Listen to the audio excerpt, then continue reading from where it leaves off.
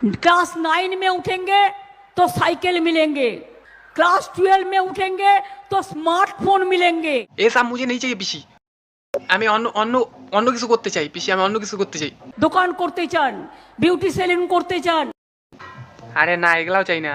অথবা কোনো মিষ্টির দোকান করতে চান, চাই না চাই বা যা কেউ চায়ের দোকান করতে চান, চায়ের দোকান না না না চাই না, ওগুলাও চাই না।